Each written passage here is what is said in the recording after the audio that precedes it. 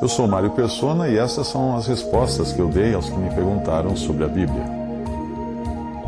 Você perguntou se deve disciplinar os seus filhos. A sabedoria de Deus expressa na sua palavra, que é a Bíblia, nem sempre é a mesma sabedoria dos homens. Enquanto o mundo moderno vai perdendo a noção da autoridade constituída e fazendo as pessoas acreditarem que cada um deve viver do jeito que quer, o cristão precisa estar atento para não se deixar levar pela opinião pública, mas buscar sempre a opinião divina. E a opinião divina é muito clara. Ela está em Provérbios 13, versículo 24. O que não faz o uso da vara odeia seu filho, mas o que o ama, desde cedo o castiga. Esse versículo poderia muito bem ter sido a origem do ditado "é de pequenino que se torce o pepino".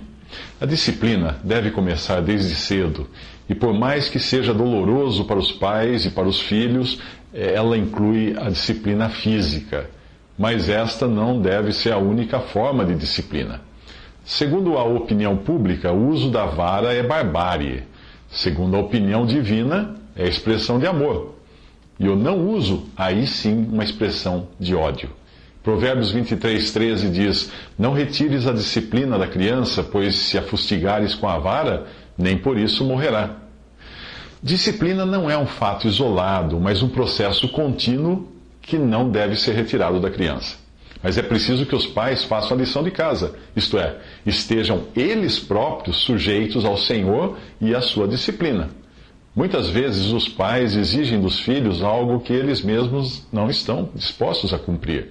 O objetivo da vara e da repreensão é tornar nossos filhos sábios, não revoltados, desanimados ou envergonhados. Provérbios 29, 15 diz que a vara e a repreensão dão sabedoria, mas a criança entregue a si mesma envergonha a sua mãe. Por isso, os filhos devem saber exatamente a razão da disciplina. Uma criança pequena que desenha na parede pela primeira vez não está sendo indisciplinada, mas ela simplesmente não aprendeu. Não aprendeu ainda que lugar de desenhar é no papel, no caderno. Discipliná-la por algo que ela ignora pode trazer confusão à sua mente e ela achar que o erro está em desenhar. Mas não é raro nós ouvirmos pais dizerem que bateram nos filhos toda a infância e de nada adiantou. Por isso é importante lembrar mais algumas coisas sobre a disciplina. E para isso nós devemos buscar o exemplo divino. Como é que Deus faz para disciplinar seus filhos? Hebreus 12, versículos 6 a 9 diz: Porque o Senhor corrige o que ama e açoita a qualquer que recebe por filho. Se suportais a correção, Deus vos trata como filhos, porque que filho há a quem o pai não corrija? Mas se estáis sem disciplina, da qual todos são feitos participantes, sois então bastardos e não filhos. Além do que tivemos nossos pais, segundo a carne, para nos corrigirem, e nós os reverenciamos. Não nos sujeitaríamos muito mais ao Pai dos Espíritos para vivermos?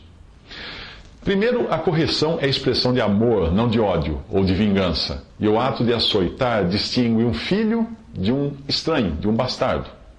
Eu nunca disciplinei fisicamente filhos de estranhos, e nem deveria. A disciplina física é algo restrito à intimidade existente no seio familiar. Portanto, é sempre bom lembrar que disciplinar os filhos não deve ser um ato público. Algo do tipo, vejam todos, estou disciplinando meu filho. Não, de modo algum. Alguns pais sentem-se no dever de expor publicamente a disciplina dos filhos, o que é um erro. Quando a reprimenda ou o uso da vara se fizer necessário, os pais devem buscar um lugar longe dos olhares públicos, pois o objetivo é corrigir o filho e não proteger a reputação dos pais ou dar a eles a oportunidade de se justificarem para os amigos. O filho disciplinado deve sentir vergonha do que fez e não das pessoas que o virem sendo disciplinado. A exposição pública de um filho, ou da disciplina de um filho, pode criar outros problemas, às vezes mais sérios do que aquele que demandou a disciplina. Outra razão para manter a disciplina física restrita ao círculo familiar e longe dos olhares públicos é que a legislação irá cada vez mais reprimir essa prática por causa dos abusos que, evidentemente, muitos cometem, sem saber como disciplinar. É uma medida extrema. Proibir a disciplina é algo como matar a vaca para acabar com o carrapato. E isso transforma até mesmo os pais que disciplinam com amor e de forma bíblica em transgressores da lei e facínoras cruéis aos olhos da opinião pública. Outro ponto importante da passagem é que a disciplina deve ser feita em amor. Algo difícil para um pai ou uma mãe que sente o sangue subir a cabeça e acaba espancando os filhos como forma de extravasar sua própria ira e não de corrigi-los, de colocá-los no bom caminho. Um detalhe que muitas vezes deixamos escapar é o da vara. A palavra de Deus está falando de disciplina física e também de um instrumento de disciplina. E ela não está falando das mãos. Nós usamos as mãos para acariciar nossos filhos. E eles devem perceber isso desde cedo. Crianças que são espancadas com a mão costumam se afastar quando veem os pais se aproximarem com a mão aberta para acariciar. Elas acham que vão apanhar. Elas acabam desconfiadas e sem saber se vem carinho ou vem palmada. Os meus pais, quando eu era criança, eles usavam cinto ou chinelo. Da professora do primário, eu ainda me lembro da régua, uma régua comprida. E ela não usava essa régua só para medir, não. Obviamente, ela estava errada por bater a régua em filhos que não eram dela. Com os nossos filhos, com os meus filhos, nós usávamos um chinelo, uma pequena régua ou uma espátula, raramente as mãos. Uma dúvida que normalmente surge entre os pais é saber de que idade a Bíblia fala ao referir-se à criança nos versículos que nós lemos. A palavra de Deus certamente faz diferença entre filhos crianças e filhos adultos, quando as admoestações, ao invés de serem dirigidas aos pais, são dirigidas aos filhos, já que daí eles têm idade suficiente para entender como devem se comportar. Embora a criança deva sempre obedecer, o filho adulto deve sempre honrar. Efésios 6, de 2 a 3 diz: honra teu pai e tua mãe, que é o primeiro mandamento com promessa, para que te vá bem e vivas muito tempo sobre a terra. Segundo a Bíblia, uma criança já é criança, portanto, um ser humano, e não um embrião ou feto, enquanto ela ainda está no ventre da mãe, mesmo sem ter condições de praticar o bem ou o mal. Deus já considera ali um feto ou um embrião uma criança. Em Romanos 9, de 11 a 12, fala: porque não tendo eles ainda nascido, nem tendo feito bem ou mal, foi-lhe dito a ela: o maior servirá ao menor. Deus já considerava aqueles fetos como crianças. Em Números 14 e 29, são considerados responsáveis aqueles de 20 anos para cima que foram avisados de que morreriam no deserto por conta da sua incredulidade. Certamente havia jovens com menos de 20 anos que também duvidaram, mas a passagem indica que eles não foram tidos por responsáveis como foram os adultos de 20 anos para cima. Outras passagens mostram que quando era feito o censo do povo de Israel, eram considerados aqueles de 20 anos ou mais, como sendo adultos. Isso você encontra em Êxodos 28, 26, em Números, capítulo 1, em 2 Crônicas, capítulo 31, versículo 17, e também em Esdras 3, 8. Deus não permitia que os menores de 20 anos fossem para a guerra, ao contrário do costume em nossos dias, que determina 18 anos como a idade mínima para ser soldado. E quando, em ocasiões de guerra, até menos que isso.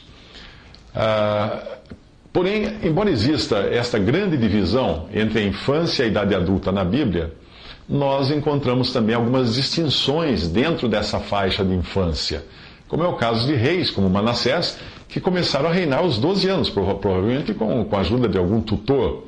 Nós vemos Jesus sendo apresentado no templo quando tinha 12 anos. E no judaísmo, hoje, é esta a idade em que o jovem é considerado responsável em termos de assumir compromissos em sua religião e fazer leituras públicas.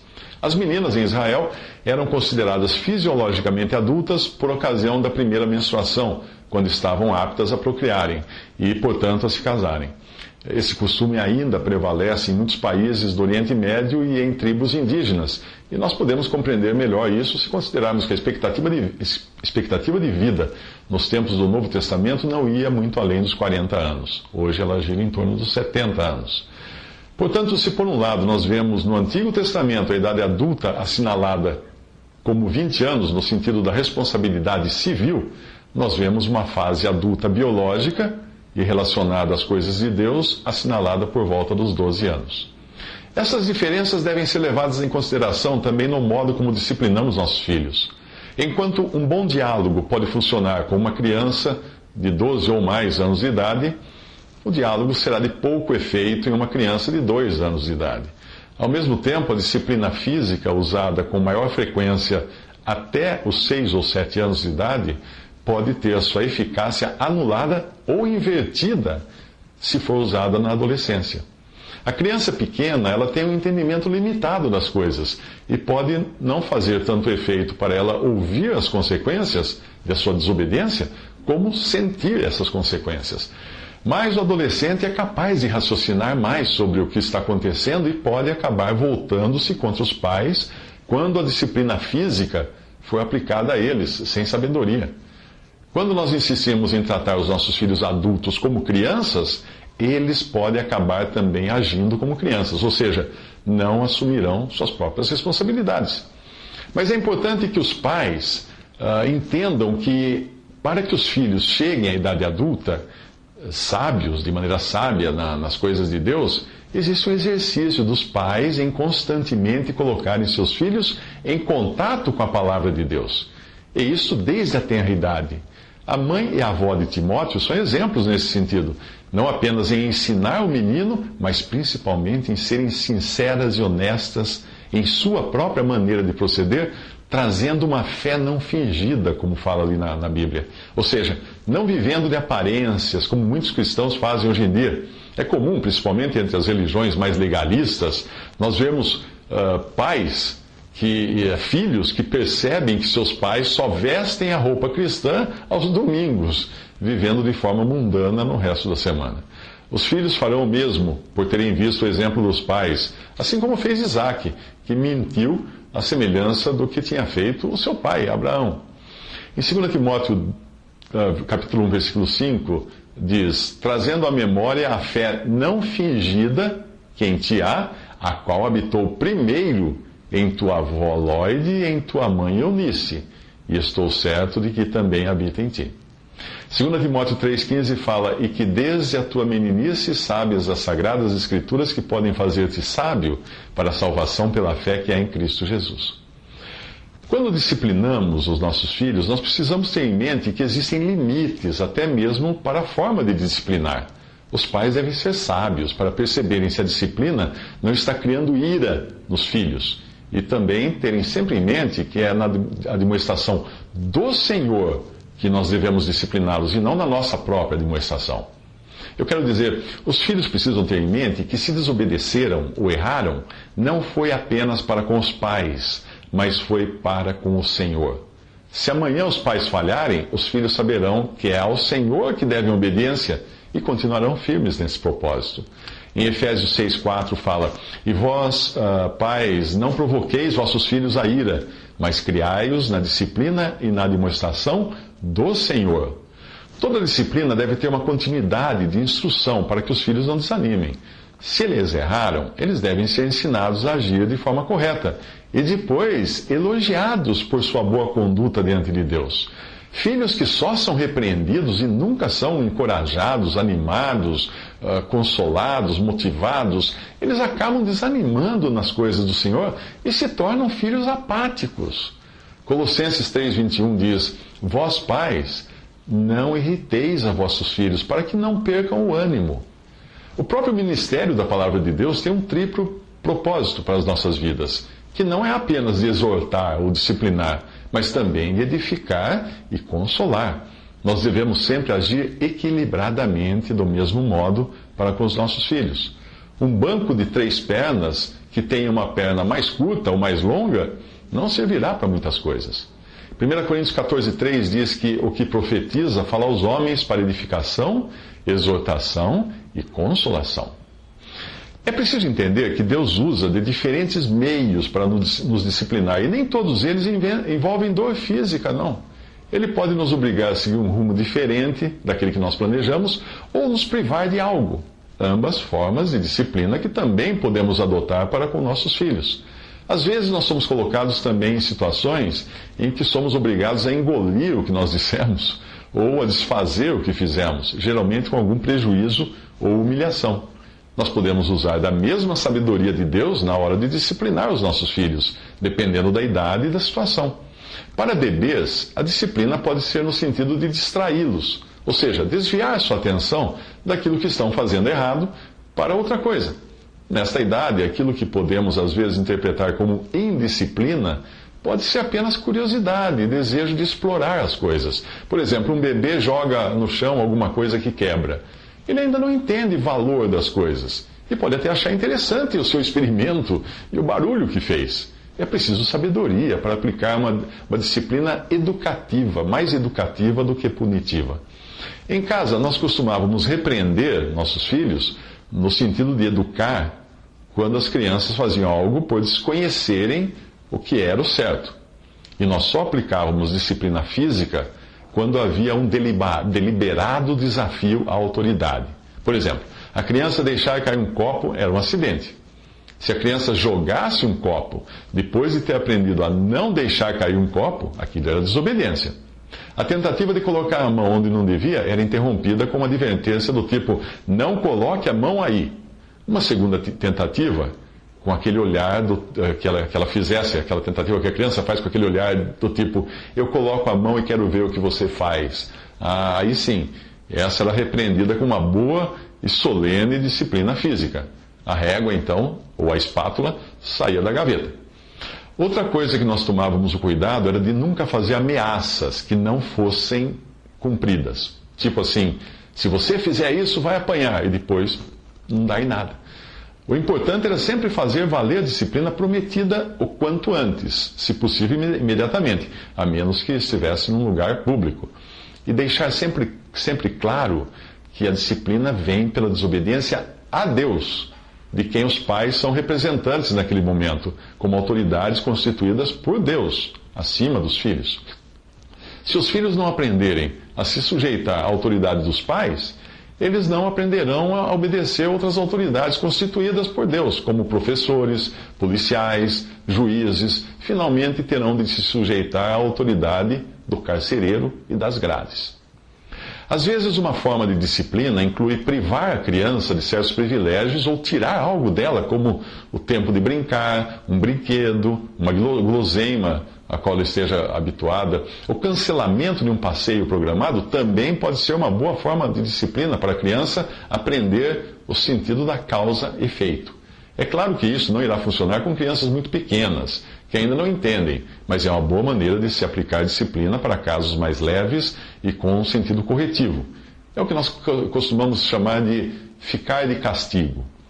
Outra forma de disciplina é deixar a criança sofrer as consequências de seus atos. Por exemplo, uma criança que se recusa a comer pode estar precisando aprender que a falta de comida dá fome. Então é hora de treiná-la nesse sentido. Isso funciona bem dos 2 anos para cima, quando a criança já tem um certo entendimento. Nessa categoria, para crianças maiores, pode-se incluir também o trabalho, ou seja, sujou a parede, agora vai ter que pintar. Derramou algo no chão, vai ter que limpar. Como você pode ver, nem sempre é preciso usar de medidas drásticas, como a vara, quando nós temos outras soluções disponíveis. Mesmo assim, a disciplina física é bíblica. Porém, é sempre bom entender que não deve ser uma forma de os pais extravasarem a sua ira. Finalmente, nada disso pode ser feito sem oração e amor. Entendendo sempre que Deus disciplina ao filho a quem ama, e é assim também que nós devemos agir. Haverá um momento em que os filhos serão exortados a honrar os pais por terem atingido a idade adulta e não mais a obedecerem aos pais, como quando eles eram crianças. Eles talvez constituam suas próprias famílias e terão seu próprio caminho a seguir e serão devidamente disciplinados por Deus quando for necessário. Aí então valerá o que os pais do cego de nascença dizem em João 9:21. Idade tem, falará de si mesmo. Então, quando chegarem a essa idade e estiverem sofrendo as consequências de seu viver indisciplinado, talvez se lembrem de quão bom e seguro era ter alguém que zelava por eles e colocava limites no caminho em que deviam andar, às vezes em meio à dor, lágrimas e orações. Afinal, o fim do filho desobediente não é algo que a Bíblia descreva com palavras agradáveis. Em Provérbios 30:17 diz: os olhos que zombam do pai ou desprezam a obediência à mãe corvos do ribeiro os arrancarão, e os filhotes da águia os comerão.